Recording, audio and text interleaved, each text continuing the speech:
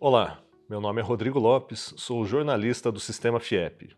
Este é mais um episódio do videocast que trata de temas essenciais para o desenvolvimento da indústria do Paraná, sempre com especialistas nas mais diversas áreas. Hoje nós recebemos aqui Cássio Taniguchi, ex-prefeito de Curitiba, ex-secretário de Estado, ex-deputado federal, que tem uma longa trajetória na área de planejamento urbano e também é um dos professores do curso de extensão em Política Industrial do Unicenai, Centro Universitário aqui do Sistema FIEP. Cássio, muito obrigado pela sua presença. É um grande prazer, Rodrigo. Bom, o senhor é formado em Engenharia Eletrônica pelo ITA e migrou para a área de planejamento urbano, né? Como é que foi essa mudança de área? Como é que o senhor ingressou nesse trabalho de planejamento urbano? Na verdade, o ITA é muito eclético, né? Muito embora tenha me formado em Engenharia Eletrônica, nós trabalhamos aqui no estado do Paraná, nos primeiros anos de formado, eu vim para cá em 65, trabalhando na área de telecomunicações, né? Foi a época em que o Paraná estava implantando o seu sistema de telecom. Me lembro aquela época, para você falar com São Paulo, por exemplo, levava umas 6 horas quando, né, tudo corria bem, quando não roubavam os fios da ligação com São Paulo. E nesse período a gente teve esse entendimento, eu vim de São Paulo para cá, e houve uma atração, né, em função das equipes envolvidas, porque o telecom também exige planejamento, né? Não é assim, não, vamos implantar um sistema, não, tem que ter planejamento, como é que é feito. Aqui foi bolada assim, a primeira rede, né, integrada de telecomunicações com a rede de emergência, então foi um desenvolvimento de planejamento estratégico na área de telecom fantástico. E a partir daí a gente derivou um pouco, né, para a área mais humanística, mais lidar com pessoas, né? E isso acabou mudando um pouquinho o foco. Muito embora, acho que o primeiro trabalho que o Jaime me passou foi botar a estação rodoferroviária de Curitiba, que ninguém queria pegar, era um abacaxi enorme, em operação, né? E foi um planejamento integrado com toda a rede de PERT, CPM e tal. E eu me lembro até hoje, perguntei para ele, quando é que você quer inaugurar a estação? Não, eu quero inaugurar em outubro do ano que vem. Tá bom, então partir do fim para o começo, né? Um cronograma reverso. Né? Exatamente. E deu certo, né? Então, a partir daí, já encheu de outras atribuições e tal. E acabou entrando no planejamento da cidade, né? Então, que era uma aspiração muito grande do habitante de Curitiba. Eu me lembro quando vim para cá em 65, por aí, perguntava para as pessoas, algumas conhecidas, outras não, o que você pensa, né, em termos de Curitiba no futuro? Aí normalmente a resposta, não, eu quero ser São Paulo. Está ficando louco, eu fugir de São Paulo porque não aguenta aquela balbúrdia, né, trânsito, aquela coisa toda. E eu acho que está muito enganado, mas tudo bem, é uma opinião, né? E dentro desse trabalho, o senhor presidia a URBS, Urbanização de Curitiba, na década de 70, ali justamente quando foi criada a Cidade Industrial de Curitiba, né, que é um marco para o processo de industrialização não só da capital, mas de todo o estado. Né? Como é que foi esse processo? De onde surgiu a necessidade de se criar um espaço específico para o desenvolvimento industrial da capital? Veja só, aí entra muito do aspecto urbanismo, né? O Jaime tinha uma série de prioridades, né? Então, o uso, ocupação do solo, o direcionamento do crescimento da cidade, o transporte público, né? Toda a política de áreas verdes, saneamento básico, a parte cultural se dava uma importância muito grande, e para tudo isso precisa ter recursos, né? Recursos financeiros. E aí o Jaime disse, bom, para ter recursos financeiros só desenvolvendo economicamente a cidade, né? E aí surgiu a ideia, não, por que não fazer uma área industrial organizada, ecologicamente correta? Naquele tempo, em 70 e poucos, né? E daí surgiu a ideia, ótimo, vamos fazer. Já existiam algumas propostas, né, em relação à industrialização, especificamente aqui em Curitiba. Haviam duas teses, uma em relação a utilizar a BR-116, né, ao longo do qual se criariam as condições de infraestrutura e tudo mais, e a outra que era a partir de um greenfield, uma parte nova completamente, estruturada e planejada, né, com toda a infraestrutura e serviços necessários, né. Essa foi a tese que acabou ganhando, né.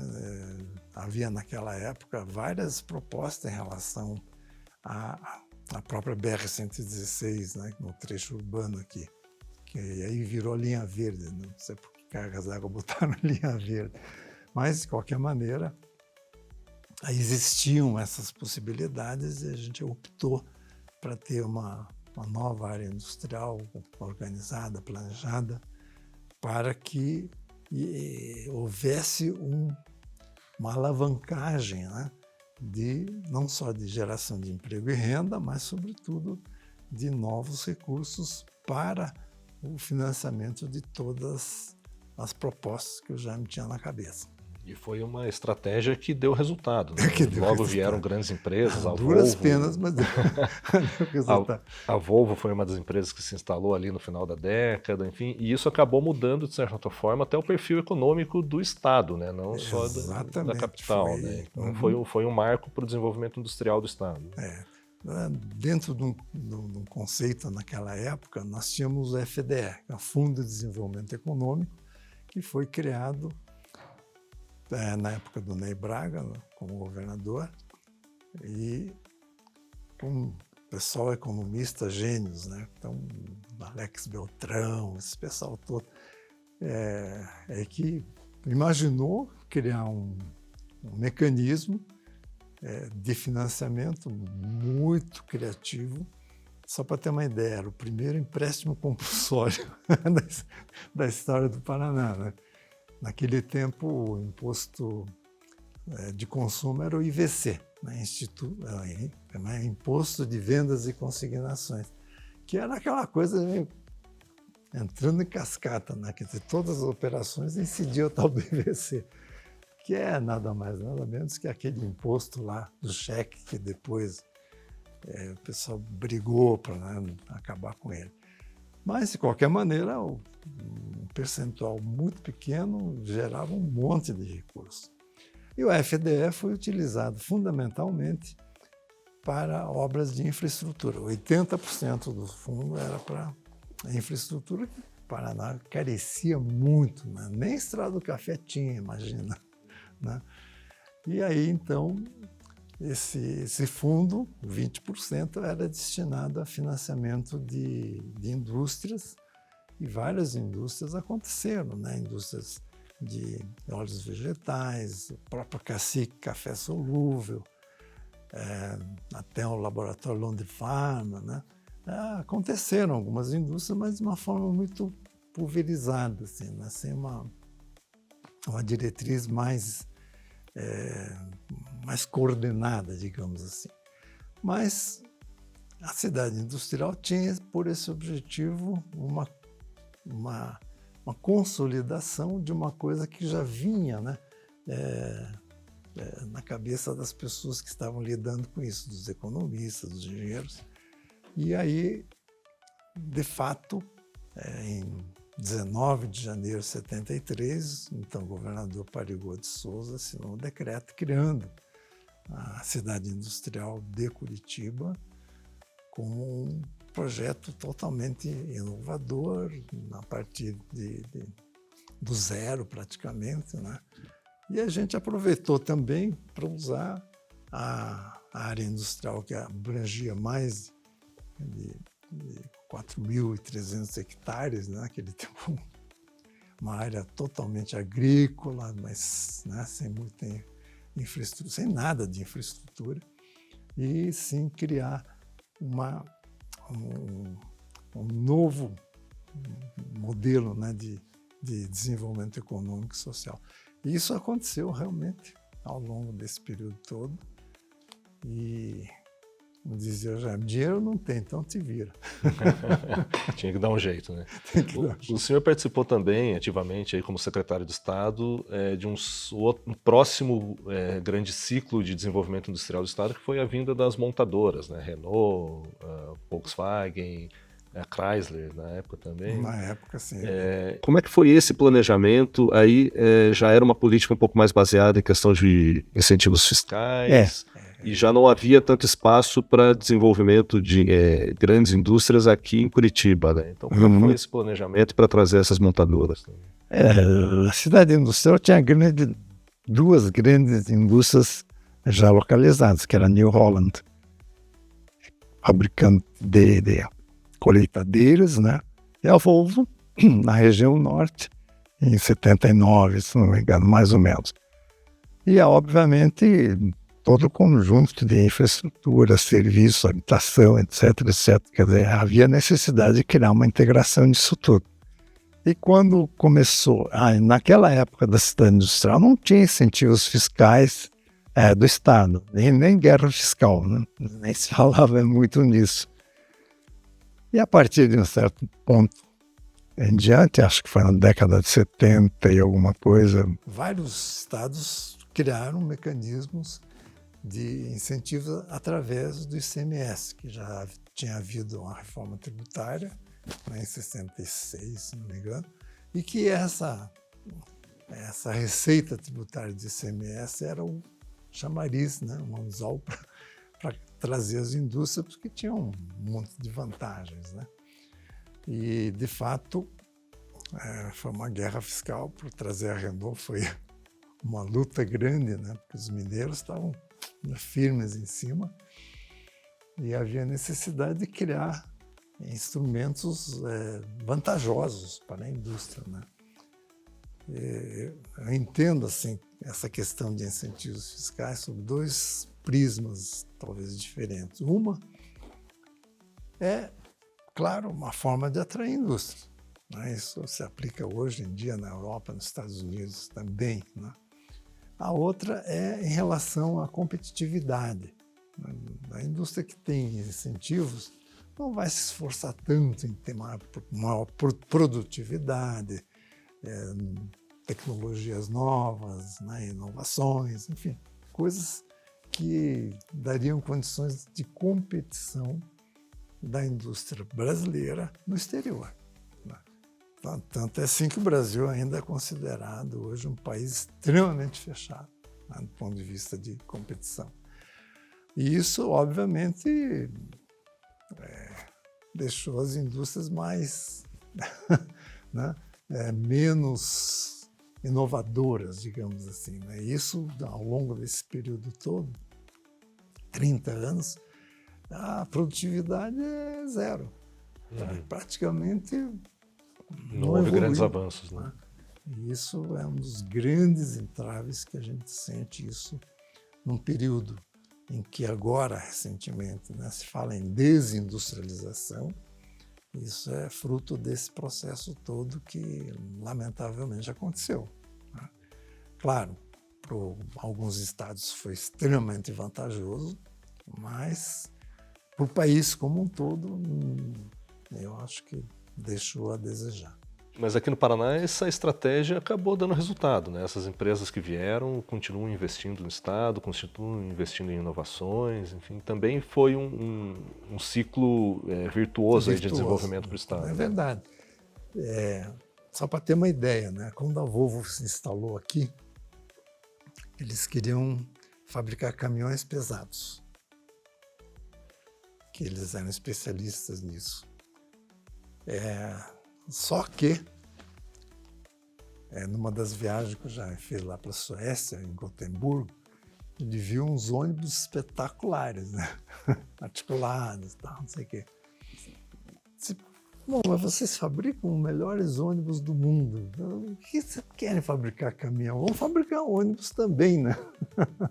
E foi essa mudança da linha de produção da Volvo que possibilitou a fabricação de ônibus de extrema qualidade, nosso padrão internacional, né?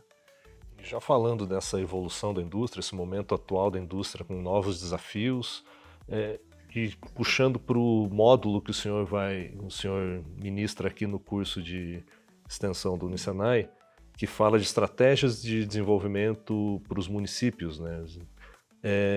De que forma os municípios hoje em dia podem planejar o seu desenvolvimento industrial pensando já nessa nova indústria, essa indústria mais tecnológica e a indústria 4.0?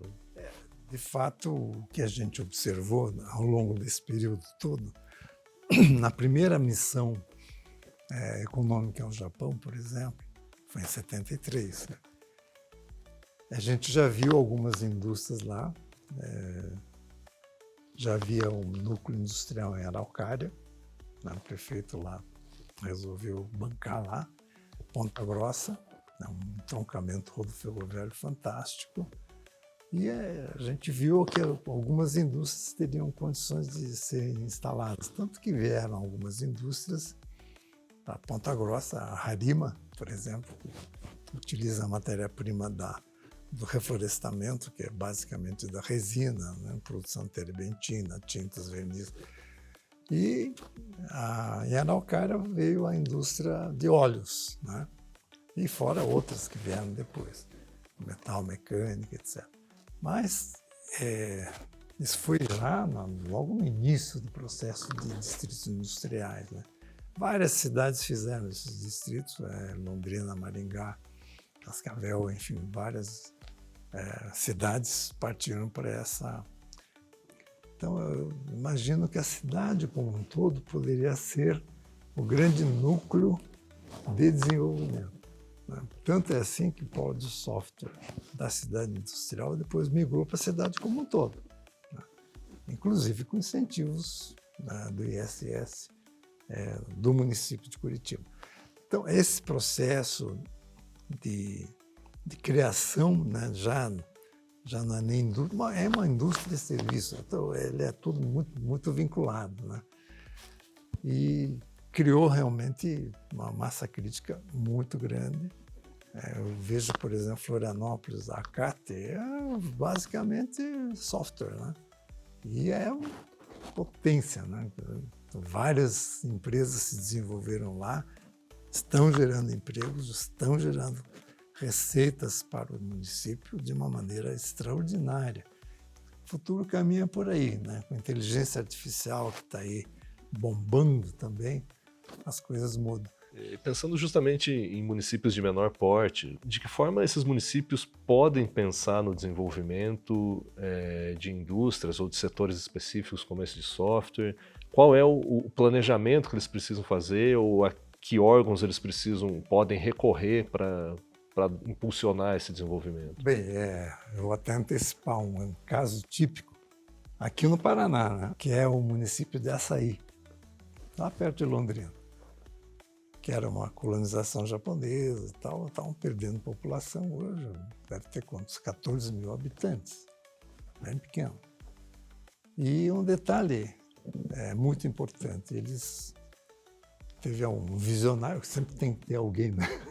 Com uma visão de futuro, que disse, poxa, mas vamos criar alguma coisa diferente, né? Uma coisa que seja realmente para o jovem, principalmente, né? Eles estavam perdendo muito jovem, porque não tinha perspectiva, então estavam saindo da cidade. Eles fizeram um acordo com a Secretaria de Estado de Desenvolvimento Tecnológico e Inovação, acho que é o Alex Canciani, que é o secretário, né? E ele propôs lá para a prefeitura de fazer um núcleo, né? Como é que eles chamavam? De Cidade do Sol, uma coisa assim. Por quê? Porque Asahi, né, é um termo japonês, é o sol da manhã.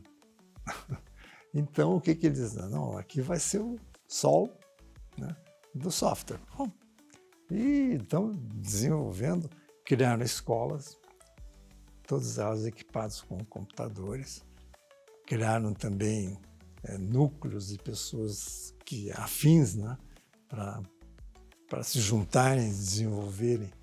É basicamente como se fosse uma startup, né? E começaram a desenvolver um monte de coisas assim, interessantes lá. E isso significou que manter as jovens na cidade, porque criaram-se novos empregos, novas oportunidades e tal. E é fantástico, né? Então, isso é uma coisa que não precisa ter grandes capitais envolvidos, nem grandes infraestruturas, tem que ter uma sala boa, né? Ar-condicionado, porque lá é quente para burro. Enfim, coisas mínimas, né? E desenvolver essa coisa de inovação, tecnologia e fazer com que a cidade prospere. Isso vale para qualquer cidade, pequena, média, grande, né? Então, você tem que criar uma espécie de um V0, né? Começar aqui e vamos ver para onde que podemos ir. Quando a gente implantou, ou começou a implantar a cidade industrial, foi o primeiro choque do petróleo, lembrando, né? 73. É aquela história, né? Bom, de um limão fazer uma limonada. Tal, petrodólares, opa, petrodólares, vamos buscar petrodólares, né? Então, são coisas que a gente, ao longo do processo, vai incorporando, vai criando coisas novas, diferentes, né? E isso é muito bacana, né? O que me entusiasma muito, né? Inclusive com essa idade que eu estou hoje, né? Mas é isso, é inovação, é desenvolvimento, aproveitar as chances, né? Agora, aproveitando toda essa sua experiência, toda essa vida dedicada aí ao planejamento urbano, né? Que conselhos ou dicas, orientação o senhor daria para um gestor público municipal que esteja pensando em criar estratégias aí para o desenvolvimento econômico, principalmente o desenvolvimento industrial de sua cidade? Olha, também faz parte da minha palestra. Eu tenho 2 gráficos muito interessantes. Quando a gente pensou na cidade industrial, era exatamente uma forma de aumentar as receitas, né? E ao longo desse período todo, a gente viu que as receitas, o PIB, né, veio crescendo, de repente começou a cair. A gente vê o quanto os outros municípios se desenvolveram. Então, por exemplo, agricultura, especialmente no oeste e sudoeste. Rapaz, aquilo lá é uma coisa sensacional, né? A quantidade de receitas, né, que é oferidas por aqueles municípios, por aquela região como um todo, inclusive com inovações, com agricultura já 4.0, né, um negócio com drones. É um negócio fantástico, gente, né? E aproveitando também a grande oportunidade das commodities com preços, né, lá na estratosfera, né? Então, houve um aproveitamento por parte dos municípios daquela região e o PIB cresceu muito, o que fez com que o PIB de Curitiba também caísse. Óbvio, né? Se cresce de um lado, cai do outro. Aí, então, você tem de cara, né, uma situação. Bom, também teve a Covid, né, mas tudo bem. Mas você tem que criar uma estratégia, né, para que essa questão do PIB, Produto Interno Bruto, mais a participação da economia de Curitiba em relação ao Estado, volte a ter uma curva ascendente. Bom, como é que faz isso? Bom, então aí o pessoal do IPUC que pense um pouco de que maneira, né, poderia recompor essa condição.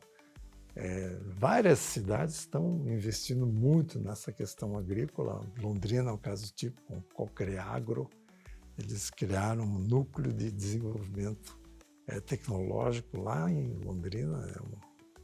o Hiraíba, um grande amigo nosso, e está bombando também, né? Então eles já perceberam essa coisa e vincularam isso à agricultura, né? Tudo bem, a agricultura tem ciclos? Tem, mas enquanto estiver no ciclo ascendente, aproveita. Mas que também é um processo que vem acompanhado cada vez mais de industrialização da produção agrícola também, né? Sem dúvida. Cada vez mais produzindo não só matérias-primas de commodities, né? Que isso aí qualquer país produz, se bem que o Brasil produz com grande qualidade e produtividade, mas criar as condições de industrializar isso, né? Isso é realmente fundamental para a agregação de valor. Isso, talvez a indústria tenha que começar a entender que não adianta ficar só nessa questão de commodities, mas também criar um valor agregado bem maior, né? Que é toda a questão de produção de proteínas aqui no estado do Paraná. Foi genial, né? Uma coisa fantástica, que agrega muito valor do que ficar vendendo soja, né? Ou milho. Então, são coisas que precisam estar atentos para essas coisas que virão e certamente poderão melhorar a condição da inserção de Curitiba e região metropolitana num processo de industrialização lá, né, no sentido mais amplo, com serviços incluídos, para que nós possamos ter efetivamente uma continuidade nesse processo de crescimento. Bom, Cássio, agradeço muito pela sua presença aqui no nosso programa. Espero a gente poder contar com sua sabedoria aí em outras ocasiões. Este videocast é mais uma iniciativa do Sistema FIEP para manter você bem informado sobre temas que movimentam a indústria do Paraná. Até a próxima.